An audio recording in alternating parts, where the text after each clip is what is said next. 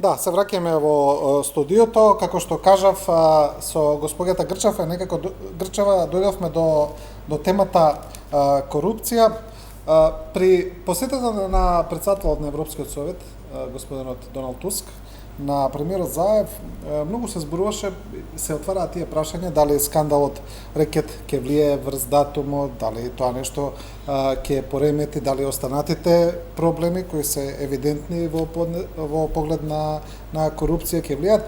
И знаете, господинот Туск беше прилично директен кога кажа: видите, ние гледаме дека се справувате со ова, окей, функционираат институциите и имаме целосна доверба во владата дека има капацитет да се справи со сите предизвици. Баш, значи, беше премногу експлицитен во тоа прашање. Сега мене ми е прашањето: дали Европската унија сега навистина тоа го мисли, не, или ни промедува низ прсти само за да ни помогне да влезем?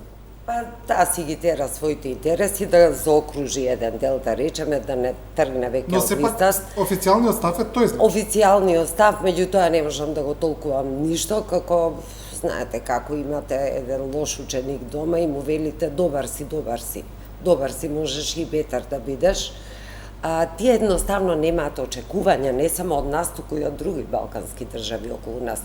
Ги има спуштено референтните системи како за нас. Значи, ако вакво нешто се случеше во некоја европска држава, каде што рекетот ја зафати специјалната јавна обвинителка, има индиции за вмешаност на владини функционери, самиот премиер беше спомнат во оние прислушкувани разговори, а бога ми ќе се потресе и тоа како. Значи, критериумите и референците се други за Македонија, за Албанија, за Црна Гора, за Косово, уопште за овој регион.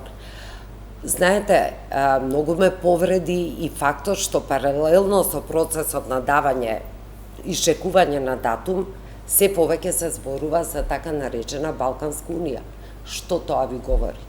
Дека се создава и една варијанта, една опција во која што ние, овие кои што ги набројав, плюс Босна и Херцеговина, би си соработувале внатре како Балканска унија.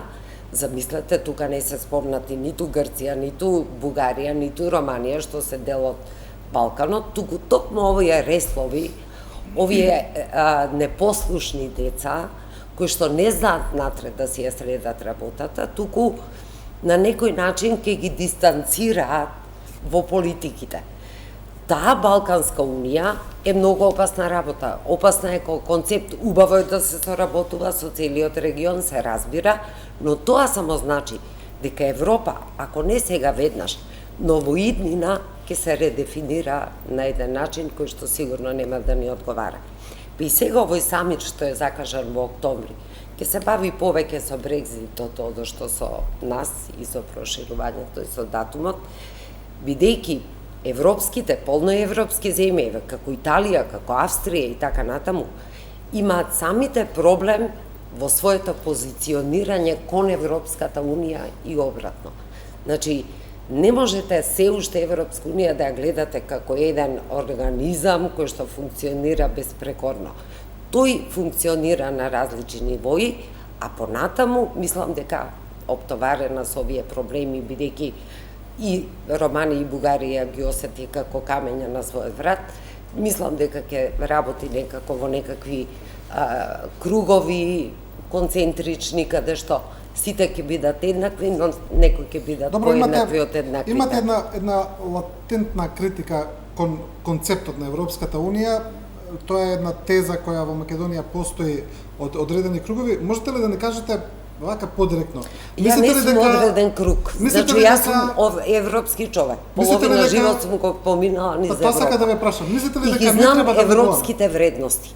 Но кога ќе ги споредам со нашите вредности и воопшто со балканските вредности, тие се многу различни. Добро, но мислите ли дека во ред со сите тие мани кои моментално ги има, мислите ли дека не треба да бараме воопшто влез во Европската унија? Не, апсолутно не. Но знаете, повторно ќе истакнам цената за македонскиот народ, неприфатлива, апсолутно неприфатлива.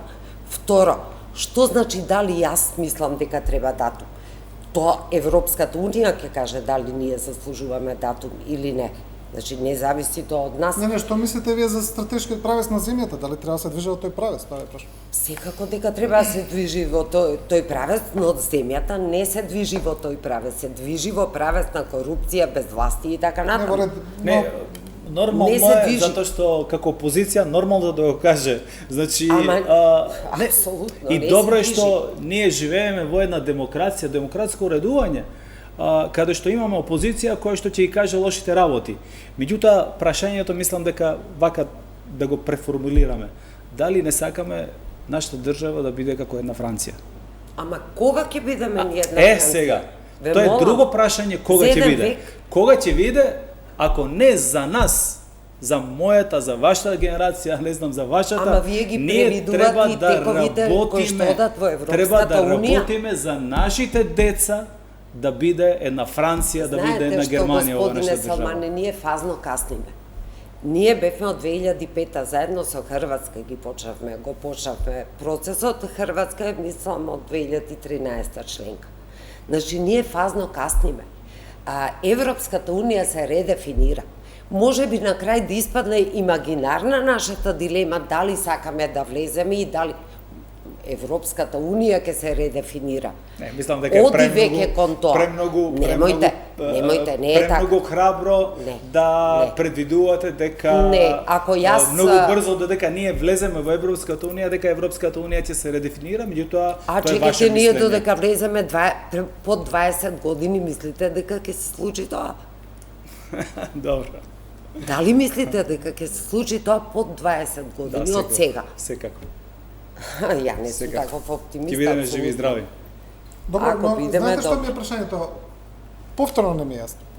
Ја ве разбирам вас што сакате да кажете, но во ред, што е било, еве да речеме од сега натаму како? Бидејќи вие давате еден ваш концепт за еднината на Европската Унија кој според вас не е баш, еве да речеме, позитивен и некако како навестувате сакате да кажете па што бараме таму и онака они гледате што се случува. Не.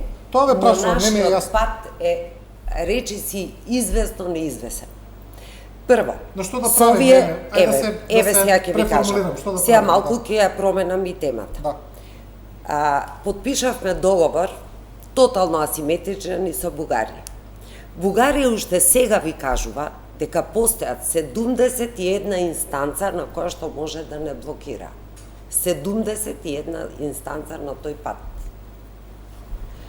Што значи тоа сега јас сакам да одам негде, а тој пат ми е послан со 300 препреки и ми зависи од секоја една членка во таа Европска Унија.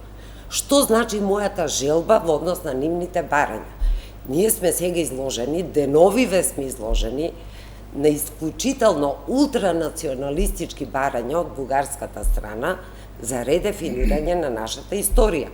Нам ни е кажано дека таа историја треба да е по политичките желби на Бугарија, значи не ја прават научници, нема тука наука која што пресудува, туку политичари. Захариева влегува на комисијата, министерката за надворешни работи, им вели, ако Гоце не биде Делчев бугарин, тогаш завршува приказната. Колку такви работи ќе не очекуваат нас по пат? Каде ние во оној преспански договор имаме гаранција за било што? Па тоа беше еден од проблемите во тие договори. Значи, ние априори, авансираме, даваме се што не смееме да дадеме, за да евентуално некој се смилува, па кој подпишува такви договори?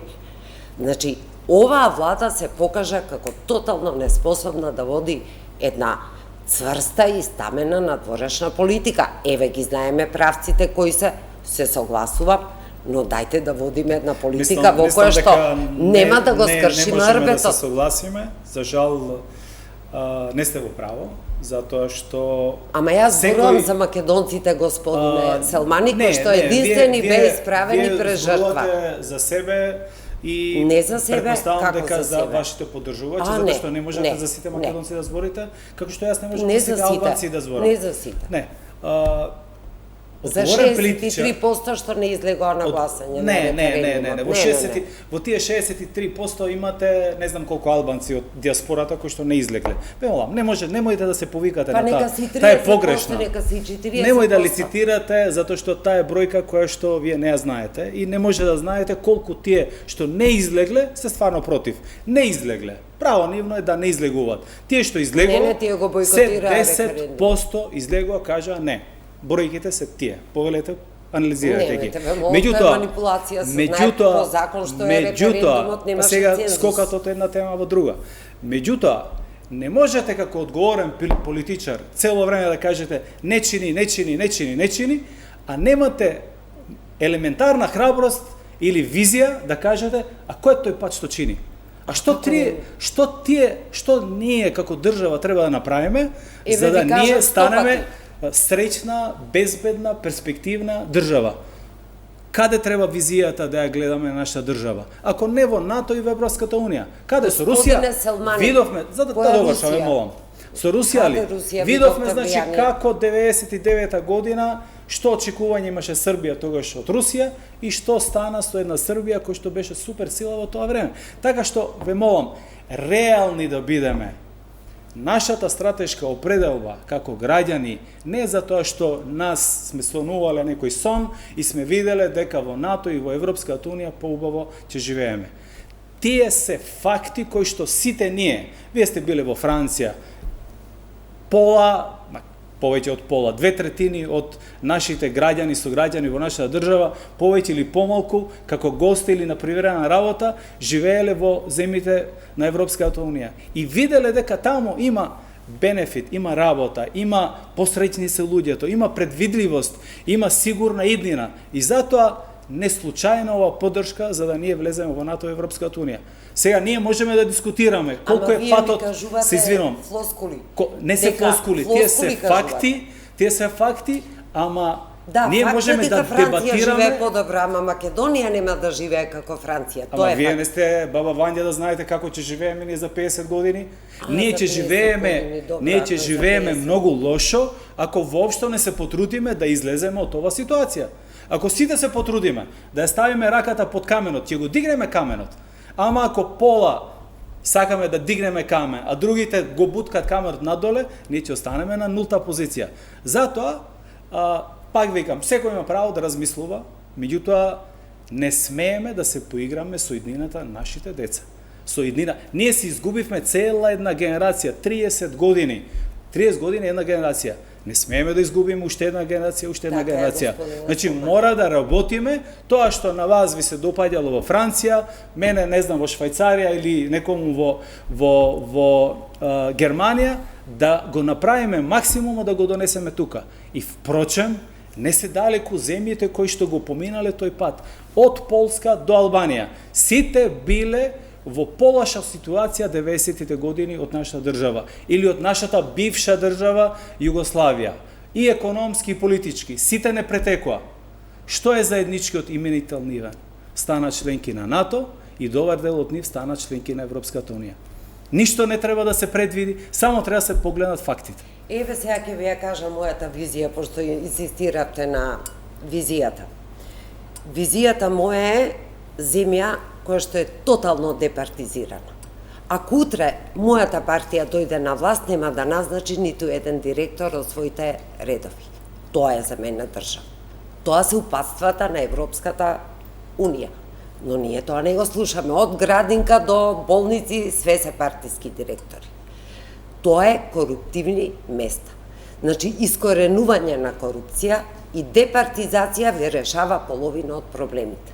Знаете ли дека постојат податоци да не постоеше оваа груба корупција, а постојат анализи во бројки, во милиони евра се брои таа наша корупција, која што се рециклира, секоја нова власт ја рециклира и си се снаоѓа на истиот терен перфектно, си ги простува меѓу себе криминалите, дека ние до сега имавме најмалку 30% поголеми плати, имавме 20% поголеми пензии, имавме едноцифрена невработеност и повеќе од половина млади ќе останеа. Бидејќи младите бегаат, затоа што не можат да, не само, не се тие економска емиграција само. Бегаат бидејќи еве и во администрација се вработат. Децата очекуваат некои поамбициозните кариера развој. За каков кариера развој можеме да зборуваме, ќе се смени гарнитурата, него ќе го деградираат. Таквото дете си оди. Имаме даночна политика многу лоша што изврка еве од мојата струка еден куп информатичари, од вашата струка, од медицинската, па Гете институт во Скопје е полн со деца, со млади доктори кои што учат германски на брзина да избегаат. Значи, немојте да мислите дека тоа ќе се промени во блиски иднина, дека сме добиле датум и сме отвориле поглавја што нема да знаеме што да правиме со нив, бидејќи немаме институции, а фондовите, на тоа инсистирам, еве овде да се памти, ќе бидат искрадени, господине Салмани.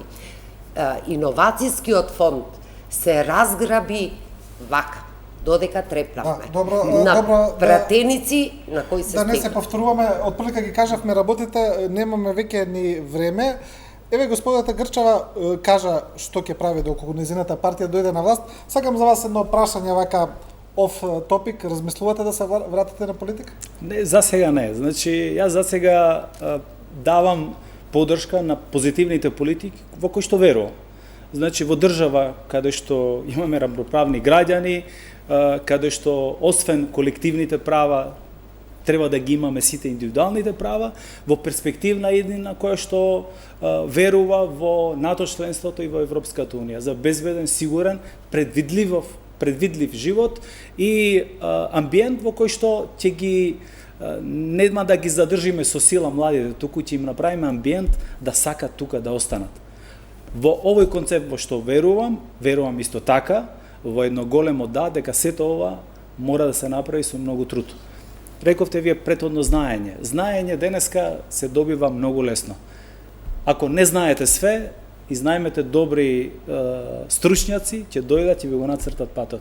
Дефектот кај нас е што ние воопшто многу малку или воопшто никако не сме се потрудиле тоа да го спроведеме. Така што моето ангажирање за сега останува на овоно рамниште. Понатаму ќе видиме. Добро, ви благодарам за учеството во оваа емисија, а вие, почитувани гледачи, следевте уште една анализа на Телевизија 24. Останете со нашата програма.